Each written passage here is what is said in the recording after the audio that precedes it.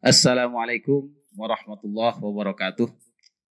Alhamdulillahilladzi arsala rasulahu bil huda wa dinil haqq liyuzhirahu 'alad dini kullih wa kafa billahi syahida. Asyhadu an la ilaha illallah wahdahu la syarikalah wa asyhadu anna sayyidana Muhammadan abduhu wa rasuluhu la nabiyya wa la rasula ba'da. Wassalatu wassalamu ala rasulillah Sayyidina Muhammad ibn Abdillah wa ala alihi wa sahbihi wa mawalah amma ba'du. Anak-anakku sekalian yang dirahmati Allah, marilah kita sama-sama senantiasa memanjatkan rasa syukur kita kehadirat Allah Subhanahu wa ta'ala yang telah melimpahkan kepada kita rahmat, hidayah, serta inayahnya sehingga di bulan suci Ramadan yang penuh berkah ini kita sama-sama dapat melaksanakan aktivitas kita, melaksanakan program sekolah kita sekalipun tidak seperti biasanya yang dilaksanakan di sekolah kita yang kita cintai.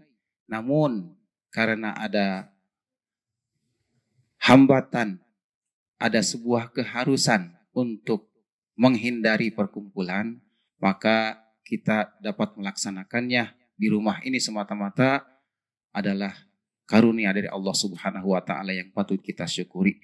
Dan mudah-mudahan dengan kesyukuran yang kita panjatkan kehadirat Allah Subhanahu wa ta'ala, tambahkan nikmat kepada kita yang berkah, yang juga bermanfaat untuk kehidupan kita dunia maupun akhirat.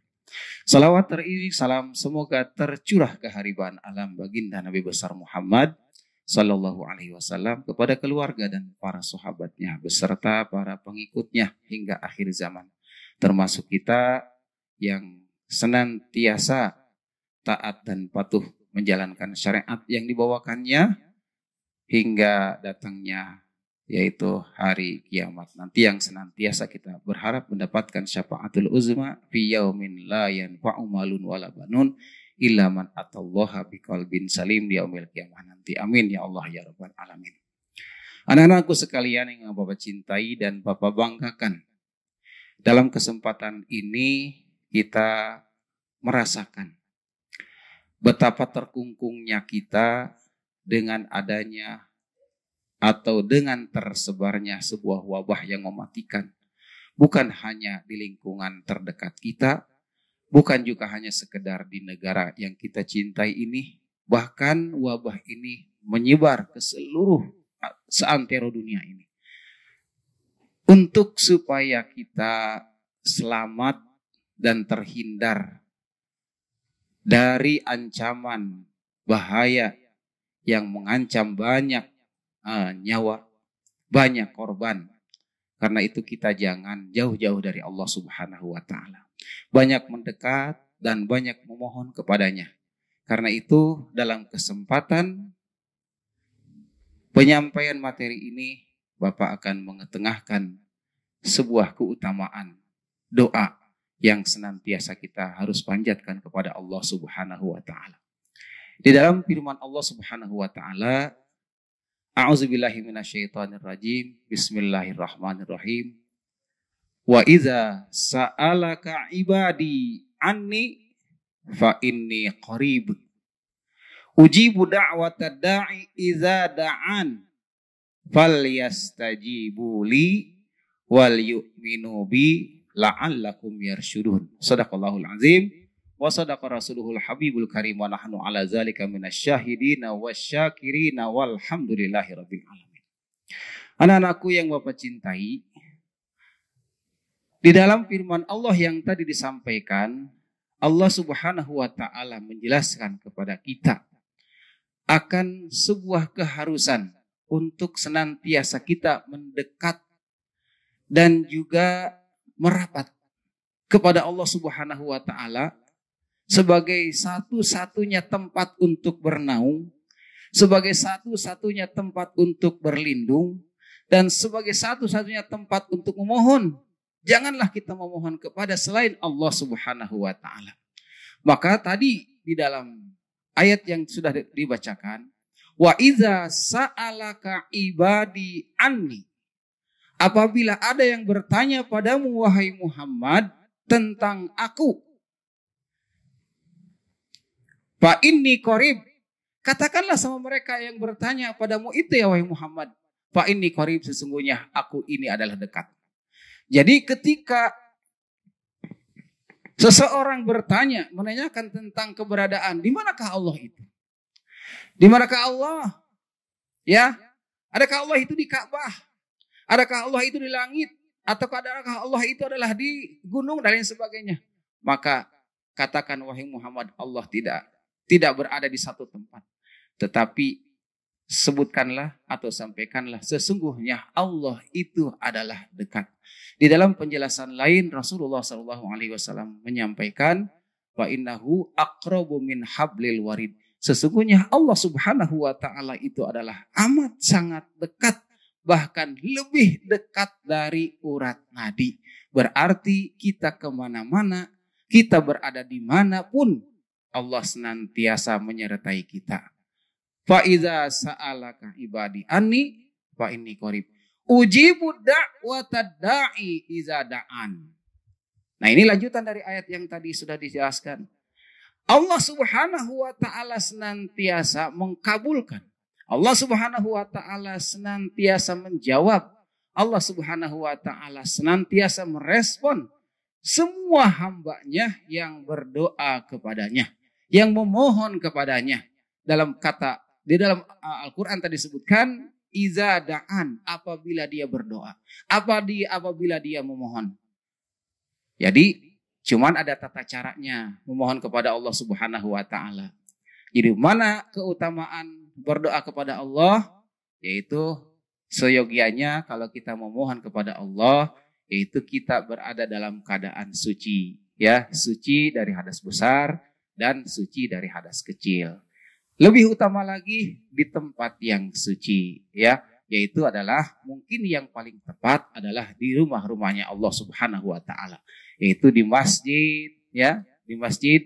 Ada lagi tempat yang paling diijabah oleh Allah Subhanahu wa taala, yaitu adalah di waktu yang Allah Subhanahu wa taala tentukan, sepertiga malam terakhir. Ada juga kaitannya dengan tempat yang paling bagus untuk memohon kepada Allah Subhanahu wa taala, dan senantiasa doa hambanya itu diterima oleh Allah Subhanahu wa taala, yaitu adalah di depan Ka'bah, tepatnya adalah di Multazam. Tapi ya, untuk kita mungkin jauh ke tempat itu dan kesempatan untuk datangnya belum ada, karena itu kita manfaatkan di tempat kita, yaitu dengan aturan waktu sepertiga malam. Jadi Allah Subhanahu wa taala menjanjikan kepada hambanya yang ketika ia berdoa dan memohon kepada Allah, niscaya permohonannya dan doanya akan dikabulkan oleh Allah Subhanahu wa taala. Tapi di situ Allah memberikan juga keterangan lanjutan, yaitu falyastajibu li wal yu'minu bi la'allakum yarsyudun. Maka agar kalian semuanya itu melaksanakan apa yang Allah Subhanahu wa taala mintakan. Dalam pengertian bukan Allah itu butuh kepada kita. Artinya Allah Subhanahu wa taala perintahkan. Jadi segala sesuatu yang Allah Subhanahu wa taala perintahkan, baik itu adalah yang wajib ataupun yang sunnah, maka laksanakan. Setelah itu memohon kepada Allah Subhanahu wa taala. Jadi jangan dibalik, hanya kita memohon, meminta kepada Allah, tetapi kita tidak pernah melaksanakan apa yang Allah perintahkan. Itu tidak benar dan tidak baik. Kalaupun itu nanti bisa terjadi, itu namanya istidraj. Istidraj itu artinya dia bisa berhasil karena doa yang dipanjatkannya, karena hasil usahanya, dan keberhasilannya itu adalah bukan rahmat dari Allah Subhanahu wa taala, tetapi merupakan ujian dari Allah Subhanahu wa taala kepadanya. Karena itu, sekali lagi, beribadahlah baik yang wajib maupun yang sunnah, karena ini adalah merupakan salah satu amalan yang Allah Subhanahu wa taala perintahkan. Niscaya kalau amalan itu sudah dilaksanakan, maka doa-doa yang kita panjatkan senantiasa dikabul oleh Allah Subhanahu wa taala. Lanjutan dari ayat yang tadi adalah wal yu'minu bi, dan berimanlah kepadaku. Jadi harus yakin dan harus bisa kita memastikan bahwasanya harapan dan juga tujuan kita hanya kepada Allah Subhanahu wa taala. Jangan meminta kepada selain Allah Subhanahu wa taala. Kalaupun itu terjadi, itu yang disebut dengan syirik. Sedangkan pekerjaan syirik itu adalah dosa yang paling besar. Allah Subhanahu wa taala berfirman, "Innallaha yaghfiru innallaha la yaghfiru ayyushraka bihi wa yaghfiru ma duna zalika." Sesungguhnya Allah Subhanahu wa taala tidak pernah akan mengampuni orang-orang yang melakukan dosa syirik kepada Allah, dan Allah akan mengampuni dosa-dosa hambanya yang melakukan dosa di luar dari perbuatan syirik kepada Allah Subhanahu wa taala. Karena itu syarat kita untuk supaya doa dikabul oleh Allah Subhanahu wa taala, yaitu kita harus mau melaksanakan apa yang telah Allah perintahkan, baik itu yang diwajibkan ataupun yang disunahkan. Dan yang kedua, supaya doa kita ini adalah diijabah oleh Allah Subhanahu wa taala dan dikabulkan, maka kita harus tanamkan dengan sepenuh hati keyakinan dan keimanan kepada Allah Subhanahu wa taala. Lanjutannya, la'allahum yarsyudun, agar kamu sekalian mendapatkan petunjuk. Di dalam pengkabulan doa, para ulama itu mengkaji. Ada 3 tahapan dalam pengkabulan doa. Tahapan yang pertama, seorang hamba memohon kepada Allah Subhanahu wa taala sesuai dengan janji Allah bahwa Allah pasti akan mengkabulkannya. Cuman cara mengkabulkan Allah atas permintaan atau atas doa hambanya itu, yang pertama adalah dengan cara menangguhkan pada waktu yang lain. Misalkan kalian semua yaitu mungkin suka dengan penampilan orang, suka dengan kekayaan orang, ya, menginginkan seperti itu, ingin punya mobil, ingin punya kendaraan yang mewah, ingin punya juga uang banyak, ya. Tetapi di dalam lubuk hati yang kecil, kalau itu semuanya sudah diperoleh dan dimiliki, maka saya akan tunjukkan kepada teman-temanku bahwa aku ini siapa. Aku ini adalah bukan orang sembarangan, ya, dan lain sebagainya. Maka ketika itu Allah Subhanahu wa taala nilai, andaikan kamu berdoa kepadaku dengan harta yang banyak dan permohonanmu atau doamu itu adalah aku kabulkan saat ini juga sesuai dengan harapanmu, harta yang banyak, maka kamu bakal takabur, kamu bakal sombong, maka itu akan bukan maslahat buat kamu, tetapi itu akan menjerumuskan. Karena itu Allah tangguhkan doamu di dalam pengkabulannya pada waktu yang paling tepat. Itu kamu punya ingin harta yang banyak, tidak dikasihkan sekarang, dikasihkannya nanti kalau kamu sudah berkeluarga dan kamu sudah punya anak, anaknya gede-gede, sedang membutuhkan banyak biaya, di saat itulah Allah akan turunkan itu. Maka ketika itu mungkin dirasakan usaha kita, alhamdulillah menemui kelancaran, hasil pun mendapatkan keuntungan yang banyak, sehingga segala kebutuhan kita bisa terpenuhi. Ini alhamdulillah. Nah, itu yang dia rasakan, tidak disadarkan diri bahwa sesungguhnya itu adalah doa yang dia panjatkan saat masih muda. Nah, ini doa yang ditangguhkan. Dan yang kedua adalah doa yang digantikan dengan yang lain yang lebih baik dan yang lebih bermanfaat. Ini kamu misalnya sekarang ini sudah mulai ada yang punya rasa sesama jenis, lain jenis, itu biasanya cinta lokasi ya, istilahnya ya, cinlok ya, sekelas, kenal, ingin bersama dia, ya, ingin bersama dia. Nah, terus ingin mungkin melanjutkan ke jenjang pernikahan, ya, tetapi akhirnya ya tidak jadi, ya, akhirnya tidak jadi. Maka sedangkan kamu sudah banyak berdoa kepada Allah Subhanahu wa taala agar aku dijodohkan dengannya. Sepertinya aku tidak akan bisa hidup tanpa dengannya. Karena itu Allah gantikan dengan yang lain, yaitu yang lebih baik. Kenapa?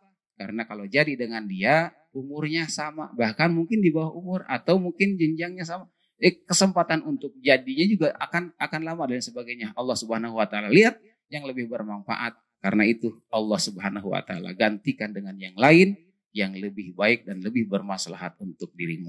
Dan yang ketiga adalah pengkabulan doa dari Allah Subhanahu wa taala, itu adalah doa yang tokcer.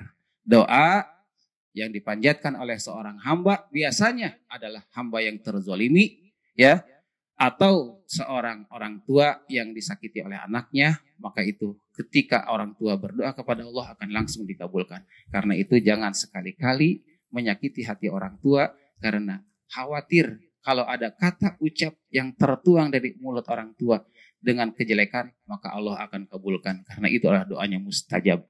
Itu saja, mudah-mudahan sedikit yang disampaikan ini besar manfaatnya untuk kita, kaitannya dengan doa. Karena itu mari kita untuk senantiasa memohon dan berdoa kepada Allah Subhanahu wa taala, karena pelaksanaan doa itu sendiri adalah merupakan ibadah kepada Allah Subhanahu wa taala. Kurang dan lebihnya mohon maaf. Akhirul kalam, wassalamualaikum warahmatullahi wabarakatuh. Ramadan tiba, Ramadan tiba, Ramadan tiba.